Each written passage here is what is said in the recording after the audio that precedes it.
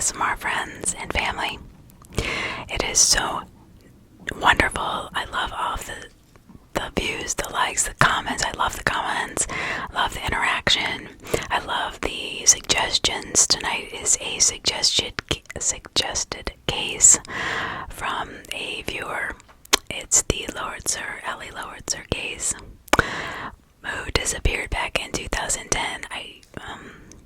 I don't do a lot of missing persons, I guess, because I have a daughter that I worry about constantly, so maybe subconsciously I don't, but not that I do it consciously at all, because I actually like to get the news out there of anybody who is missing. If there is something I can say or do that might spark an interest,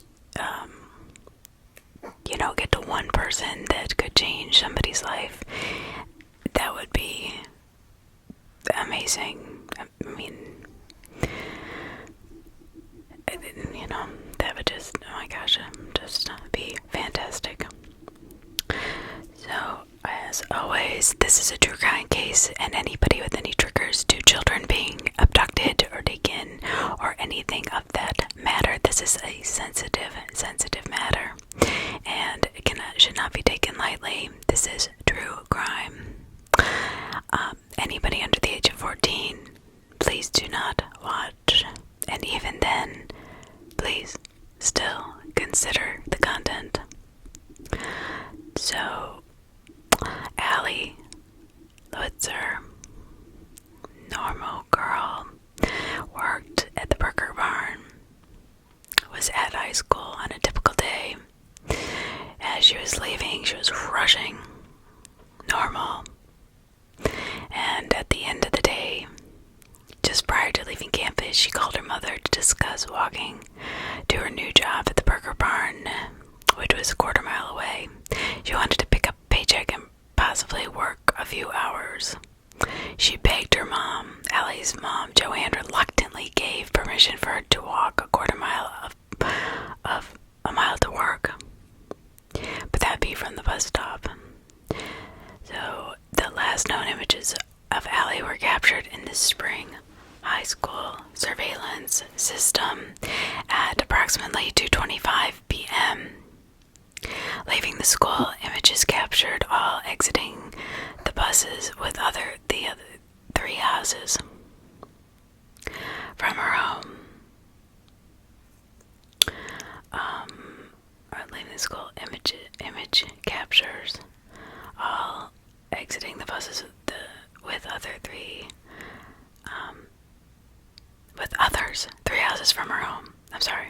So image captures from apparently other video cameras in the neighborhood captures Allie exiting the bus stop with three other people just a few houses from her home. A couple of boys got off the bus at the same time and walked to the direction of their home. They reported Allie was lagging behind, but that was nothing out of the ordinary because she was texting on her cell phone as usual. Allie texted 4,000 texts a month, and which equates to about 130 to 140 texts per day. So not having communication with somebody would be very, very bizarre and out of the ordinary for this young teenager. She texted her friend, sent to a friend at 2:57 p.m. A reasonable assumption would be that 10 minutes of casual walking would put Allie somewhere on the road outside her neighborhood that leads towards the burger barn. Her mother returned home from work around the usual time, around 5:30. Allie wasn't home, but she wasn't really alarmed because she figured she was still at work, and then she would call her when she had a break or text her. But the barn closes at 9 o'clock, and her mother had sent her 2 texts prior to the burger barn closing, and her mother started to feel that motherly concern. By 8, was definitely feeling a little nervous. Her heart was probably racing, and she was wondering what in the world happened if this girl obviously kept a charger on her. Obviously, was very responsible with her phone if, on average, it was 4,000 texts a month. So,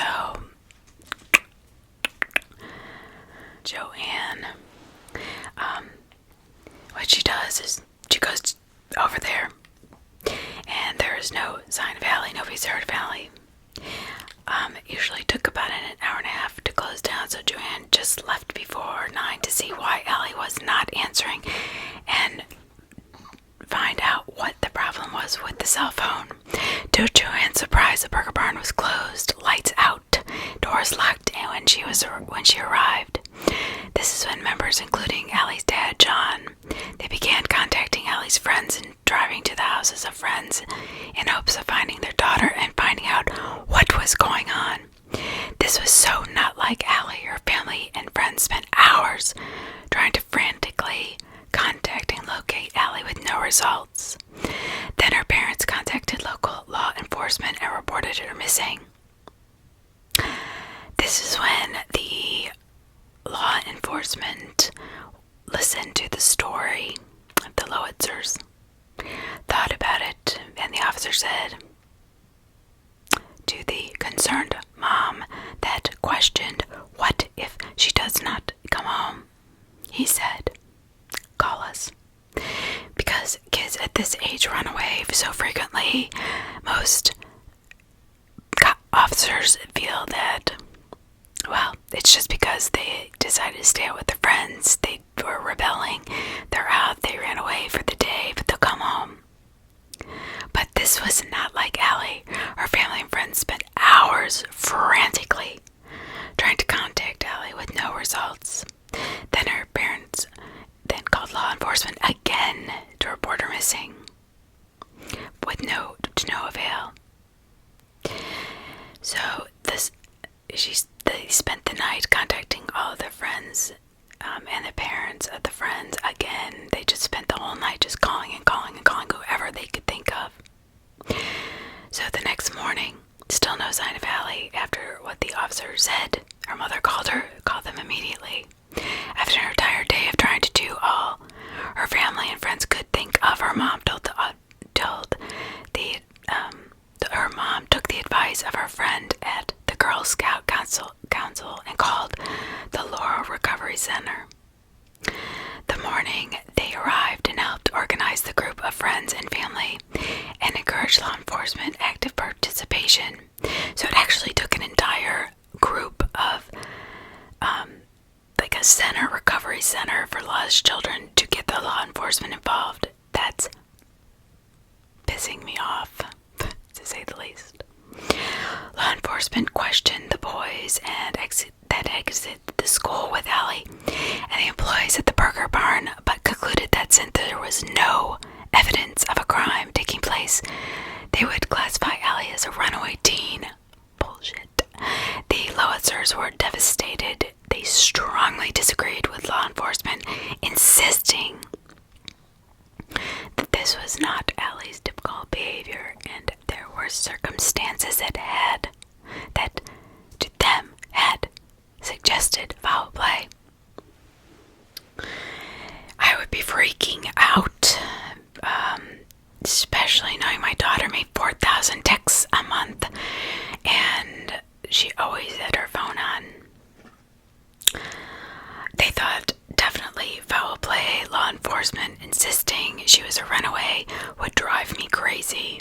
You know your kid, and I hate when law enforcement just assumes that because, I have to put lip gloss on, that she's a teenager, that she's automatically a runaway. I would never run away. I don't care how old I was. That was not my thing, nor any of my friends' thing. I don't know why all of a sudden in the last 25, 30 years, kids have become, instead of missing children, anybody in the age range of like 12 to 17 or 18, well 18 you're an adult, but 17, they're automatically a runaway, that they want to get away from their parents for some reason. I liked my life, and so did my friends. So, as law enforcement questioned the boys, they did not know what had happened. There was no evidence of a crime taking place. They would still classify her as a runaway teen. The Lowitzers were devastated. about this. They insisted she would not do this, and it was not her typical behavior, and there were other circumstances that suggested foul play again and again, reporting this. Allie was an avid texter, as I was saying, averaging up 4,000 per month. At her cell phone often, yet all communication pinging cell towers stopped at about 3 p.m. Allie's room is exactly as it was that morning prior. Her cell phone, charger, clothes, makeup, money, jewelry, and things that were very important to her were not missing. If Allie ran away, she would have definitely taken many of these items with her. The paycheck she intended to pick up was reported by the manager of the burger barn as not being picked up. So then they have to know that Allie was taken in between the bus stop and walking to work. Burger barn employees claim not to have seen Allie that afternoon. Allie rarely went out with friends and loved her creature comforts of home. Her friends would usually hang out at her house rather than she going to theirs. Allie was an active girl involved in softball, Girl Scouts, choir, and art. Allie had plans in the near future. She looked forward to helping arrange an Alice in Wonderland party for her best friend's birthday.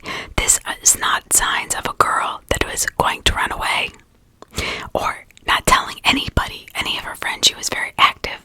She was, going to do a play. She was making arrangements for a party for her friend. I mean, this is a very social girl. Thankfully, the Laura Recovery Center took a different approach. They immediately established a command center, coordinated search teams, and volunteers to search the area for 2 straight weeks. Laura Recovery Center organized and executed awareness alerts, flyer distribution, and searches. Literally hundreds of searches, including local mounted rescue teams on horses, on horseback, search dogs, ATVs, boats, and volunteers from the communities searched in wooded areas, creeks, and houses in the surrounding area.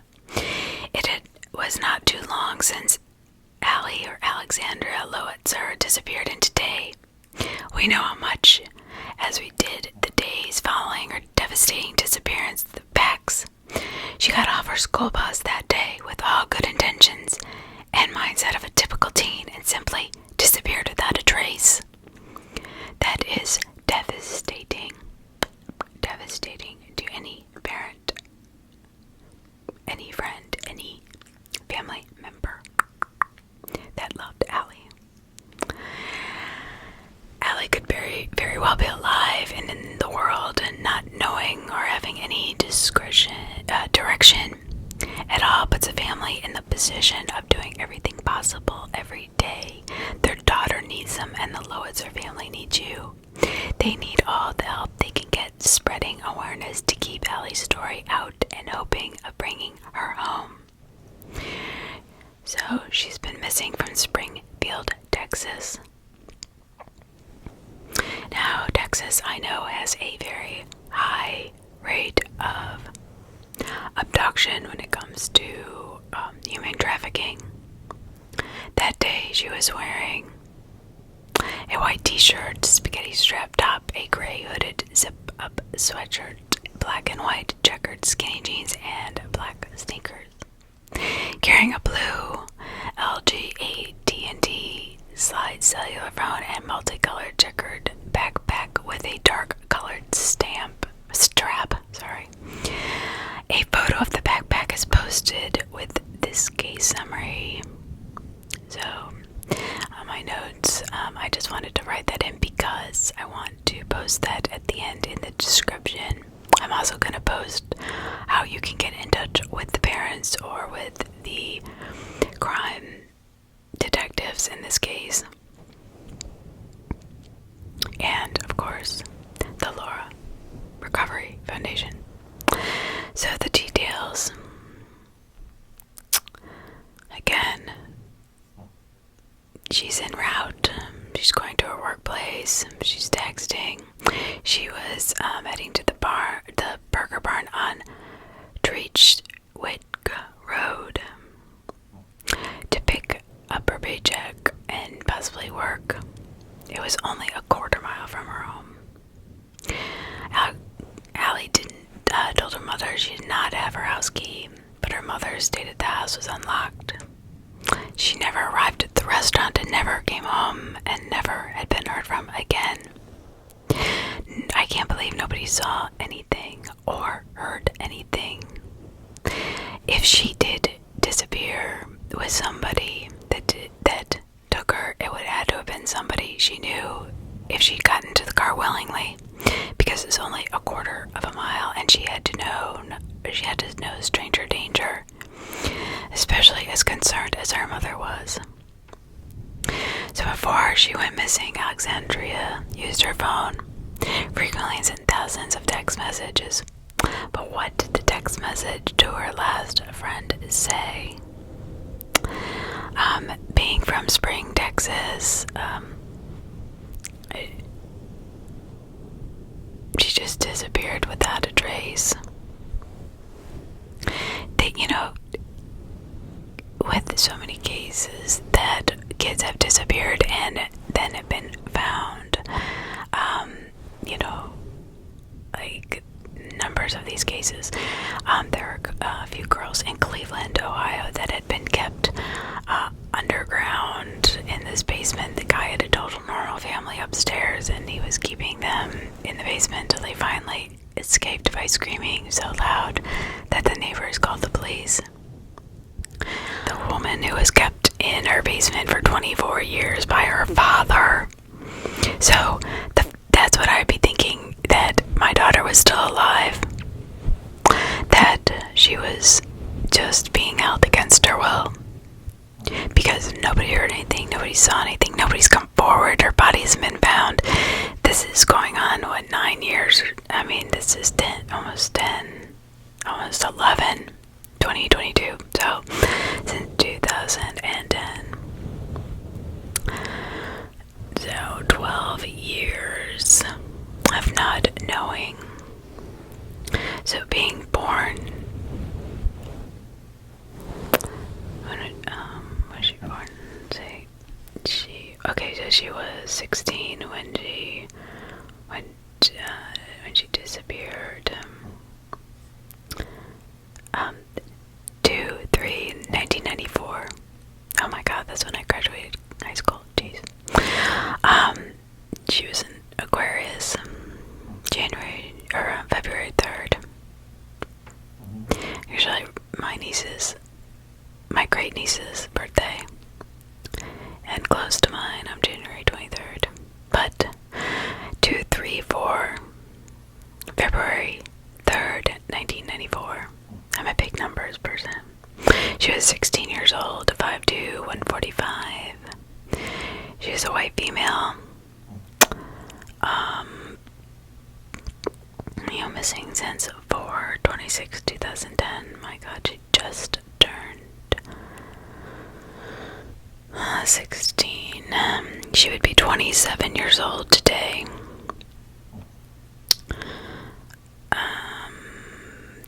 Let's see, when was this written? 27. God, have I been graduated high school that long? Time flies. Kids, if you're watching this, or any teenagers or young adults watching this, and you just roll your eyes when your parents say, enjoy your life, it goes by fast, because I can't believe I graduated almost 30 years ago. Wow. So, on to something else, so I'm not so depressed. I guess it's better than the alternative. So now, I have a bunch of sources on here. I can remember being 16 and just getting a job at Publix. It's a store down here in South Florida. And there was a man who actually saw me running. I used to run by my parents' house. And I was just outside their development, and I ran in, and a guy had followed me in, saying that he knew one of the residents. So the guard had let him in, and as he did, the man turned and he started to talk to me, and I said I was running and couldn't talk, and he had gotten my number and name from, I guess, the guy that either lived there or the guard. We don't know really the facts, but he would not stop harassing me, to the point my dad hired a bodyguard to sit out in the parking lot when I worked at Publix. It had gotten so bad he wouldn't stop calling my house even after my dad threatened to call the police. The police wouldn't do anything because the guy didn't do anything, physically to me. So my dad, being very, very protective, had somebody watching me when I would leave my job. Plus I had friends that I worked with, but still, it's very smart, because you never know. And it was funny because years later I ran into him, I don't know where, and I was like, "Who are you, Jared?" I'm like, I just walked away. It kind of freaked me out. I don't know, but that was years later. So I mean, not that I thought he was dangerous, but still, you never know. You never know.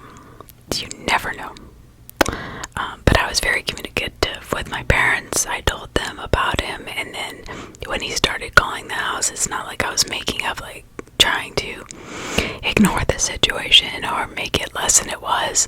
I told my parents, like, I don't know this guy. I don't know why he's calling me. I don't know how he got my number. I was running, and I told them the whole thing. That's when my dad called the police. They said there's nothing you can do, and he's like, well, there's something I can do. And he just made sure that I was protected at all times, when I would definitely be the most vulnerable.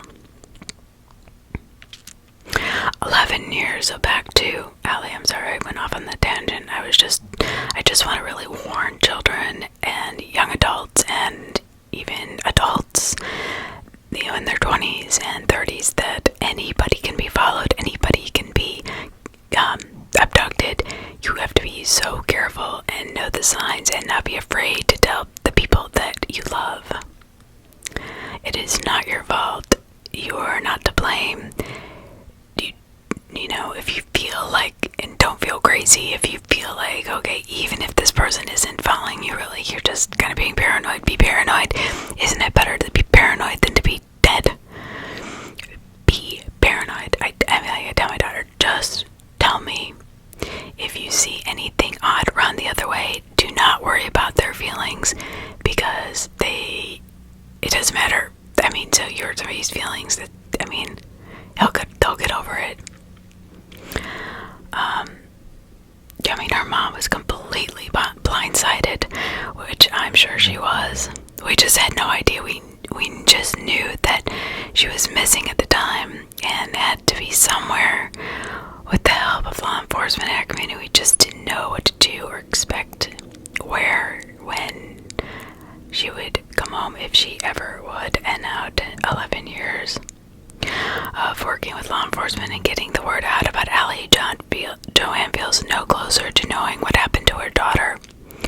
When there's a body that's found that is waiting for identification, that's one of the bad days. You just sit and wait around until you find out if it's male or female. Princess explained that closure of any sort can be a huge relief to families of the missing. Now, I've heard, it's never gonna help the pain, but it can bring, at least she's not being tortured or beaten or abused or used.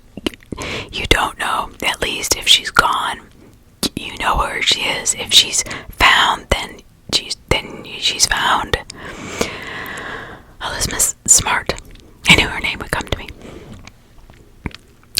So, when asked how it's been to watch the Gabby Petito case garner national spotlight, Joanne said, it's wonderful. It makes me feel happy that her family was able to get her out of there that far. There are so many emotions that come with it when you see, from my shoes, another missing person case. Different thoughts, feelings of jealousy, why did my daughter not get this much attention. And then there's also hope that one day the right person will see Allie and be able to give us that missing piece that we've been looking for 11 years, to be able to bring her home, dead or alive. Social media was in its infancy when Allie went missing. Getting the word out about her daughter has become easier for Joanne in recent years. I also will include a link to her Facebook page in the description. They recommend confirming the case is not yet. They recommend confirming the case has not yet been solved before posting. So, what they're saying here is that they recommend putting up a Facebook page before, just immediately when you think the person is gone missing. Start posting, start getting it up. The disappearance,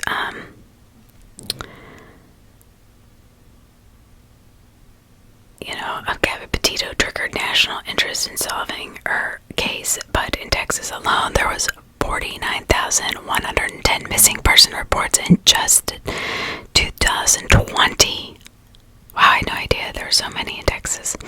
According to the Texas Center for the Missing, the Petitos family is encouraging people to help the many families who are still waiting answers.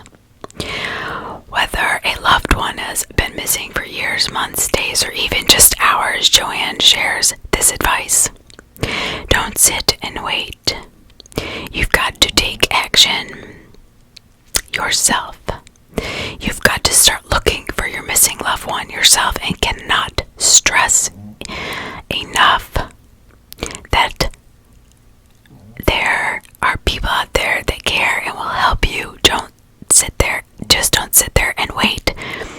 Meaning that the police did not care, but there were thousands, hundreds, and thousands of people who'd get on their horses, who'd get in their ATVs, who'd get immediately on foot and start walking around looking for her daughter, even though the police considered it to be a runaway, which they were completely wrong, and usually they are.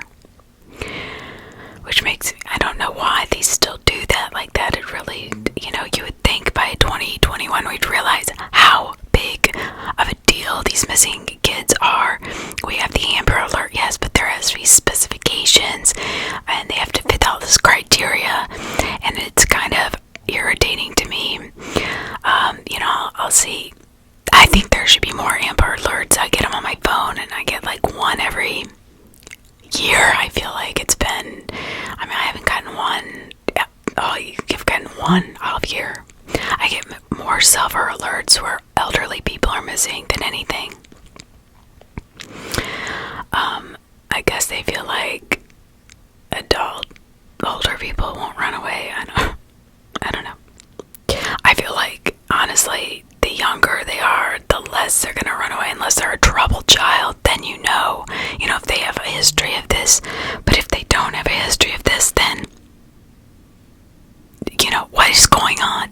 Why would a policeman think that a totally normal child from a totally normal family just up and disappear because they wanted to live on the streets? That makes no sense. Parents know when their kids are messing up and not doing well. Friends would tell them, there would be more evidence than just everybody going, no, this is not normal. This is, this kid texts 4,000 texts a month.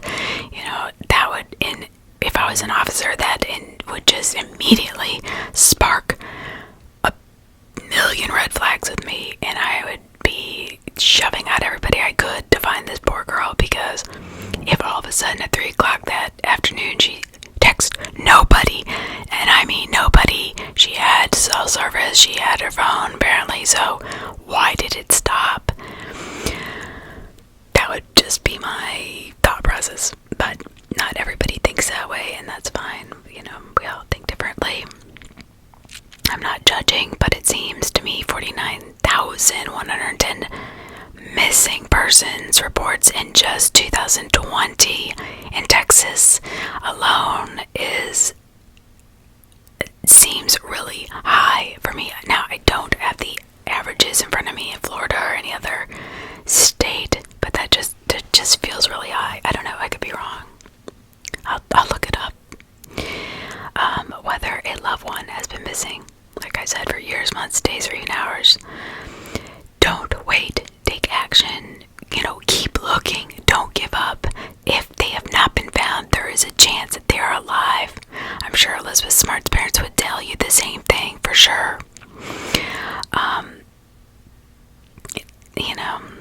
There are people out there who care and help. If you want to dig into Allie's case, you can find updates and the backstory by joining, and I will leave the website. It is Joanne's, I can't read it, hold on.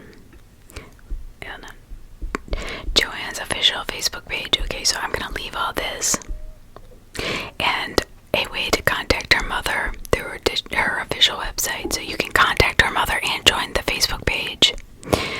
Also, I'm gonna also connect a link that has continued coverage on the missing persons. For all missing persons, not just her. So I just wanted to make sure that you know that in my description I'm going to put the Facebook page, how to contact her mother directly, and then also a link to missing persons that need, that have been updated on. I think it's important that we know what's going on in this world, that we teach our kids when they're very young, and it's not just stranger danger anymore. It's pretty much everybody stay, far enough away that they cannot grab you. I tell my daughter that it's like, it could be our best friends, and, there are reports that a lot of times it's friends of the family, doing these cases, but also, I've been watching these cases for years, and that it used to be, honestly, it says, oh, it's usually somebody in the family, but lately, to be honest, it really has been a lot of strangers. I think a lot of human trafficking is going on, especially here in South Florida, and in Texas, Ohio, just kind of where I believe, and this is just my personal opinion, the drug routes, there's like veins in the United States of where drugs are trafficked, right? Those are also the same main veins, the same freeways, the same highways that children are trafficked through. I do believe that we need to look closer at human trafficking through those veins. I'm not saying that we don't, but I don't feel like I hear that. More and more I feel like they're just blowing off kids as being runaways because either they're too inundated with this stuff, or that the kids they do find were just pissed off at their mom or dad, and I understand that, but they are kids still. I think anybody, even even 18, 21, anybody in college and younger, after college, yes, they're really adults, but even kids in college until they're 23 aren't really as mature as a lot of us were. I lived on my own when I was 18. All my friends did too. We were not really expected to stay in the house, but nowadays it's a little different. Kids are closer with their families, I think. Obviously some are, some aren't, but for the majority, more kids stay at home. It's more expensive to live on your own. So I do think that, we need to take a more serious approach to even college kids.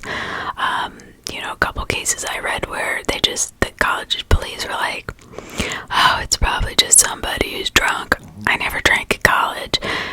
I never drank ever. And I still don't drink. I had half of a martini the other night. Thought I was gonna fall over. Thank God my dad was driving. But really, some people, it's not always the same for everybody. Every case should be treated as their own case, and it drives me crazy when just people are lumped together like, oh, she's a teenager, she must be a runaway. What? I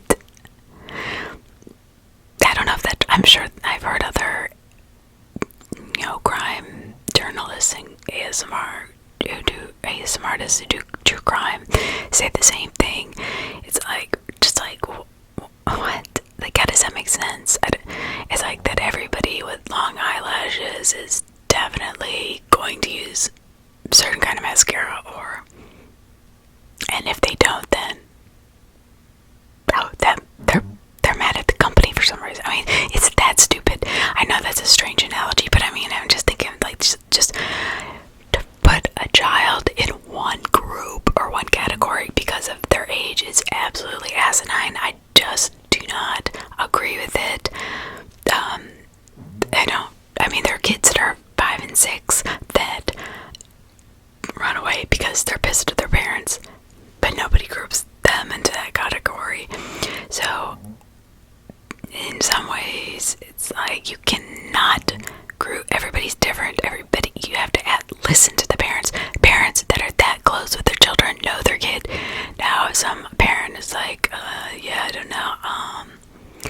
I don't know my kid's schedule, I don't even know what she was wearing, but this mom knew her schedule, was going to pick from work, knew exactly what she was doing. This kid had friends, she was planning a party, she was going to be in the play, this girl was nothing about any of her behaviors as runaway to me, and should never have said that to the police.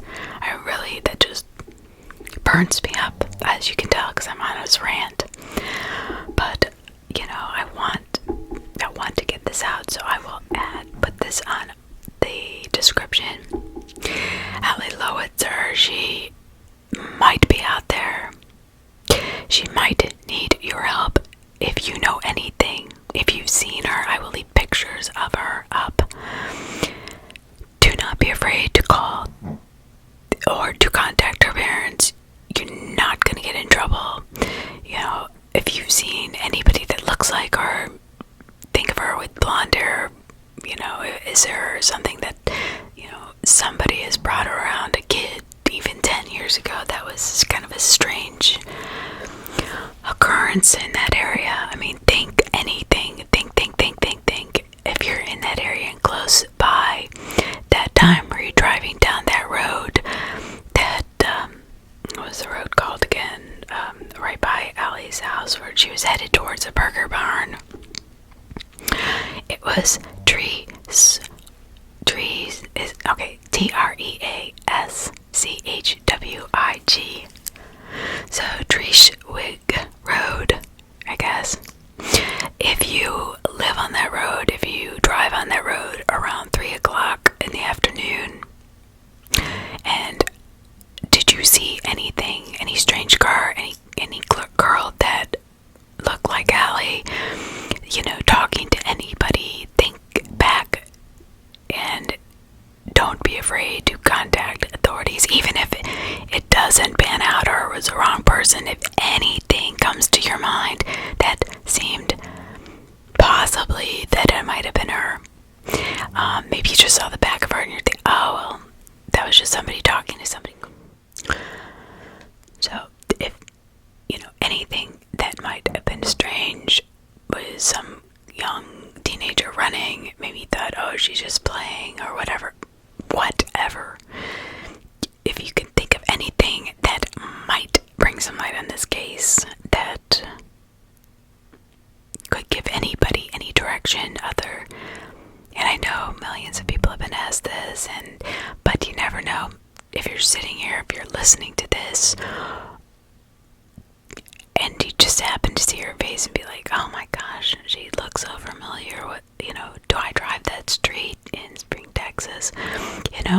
I mean, no information is silly, and I hate to say that because I don't want false information to come in, but if you really believe that you saw something strange, or that you might have thought was a little bit odd, don't be afraid to contact the police. Don't make up stuff. That's not what I'm saying.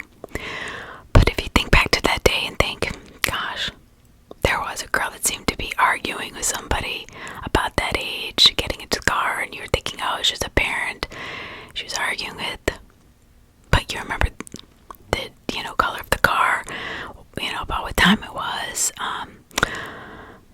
person behind the wheel, whatever. There was more than one person, but, and this was something that really took place. I mean, don't make up stuff. I mean, that's not going to help the case, but any little bit of information can help. Because here's the thing with information, it's not just you calling in saying, that day I did see a girl, but I thought she was arguing with her mom. Okay, now, it was a woman. Or I thought she was arguing with her dad and her mom, but now it's a woman and a man. And it was just outside of Ace Hardware. Okay, well now the police have a direction of, okay, it was outside Ace Hardware. Were there cameras back then? Does anybody work at Ace Hardware now that worked back then? Did they see anything? It snowballs when you have a lead that you don't think is important. It might be important as long as it's not made up or fabricated. So that's why I'm expressing this. So this is why I guess I am very emotional when it comes to missing persons, especially children, because of my daughter and just children in general. They are so predators they're out there. They are out there every day. They are out there looking and watching. And so anyway, tonight look for a fun video for my daughter and myself. We are going to do our favorite channels. Every day I try to make a more clear playlist of everybody I listen to with at least 100 or so videos if they have them, and I'm gonna go over why I like them. There's different things that I like about different ASMR artists that if that might help you decide, because I remember before I started doing videos, it was really difficult for me to find ASMR artists that do true crime. And now that I am doing ASMR true crime, it's odd because I find them all the time. It's like YouTube has, oh, she does true crime, so she must. I don't know. Even if I typed it in, I'd get the same thing over and over. Now I'm getting all these new people, which I'm thankful for. It's really cool. Excuse me. But I just wanted to go over all my playlists and who I think is good at what and what kind of why I like them so much. I like them all for different reasons. So I thought that would be kind of fun, and then I wanted her to go over what she likes to watch. So, and we kind of banter back and forth, so it might be kind of fun. I don't know. You may hate it, you may love it. Let me know.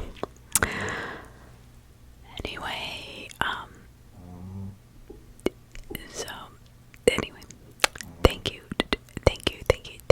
thank you for listening. Please remember the Facebook page, the way to contact Allie's mother, and of course the update on the missing persons website. I'm going to put a link for all three in this in the description for this case. My sources were, I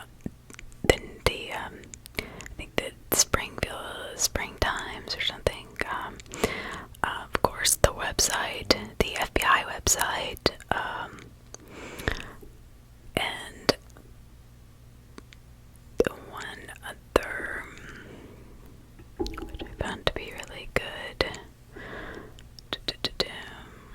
But anyway,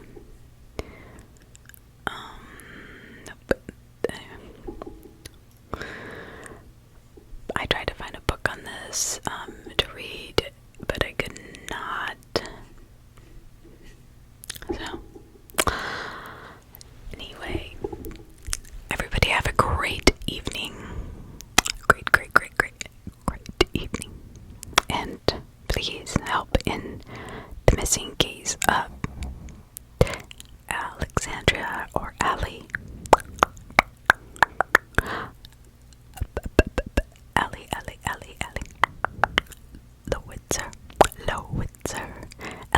Lowitzer.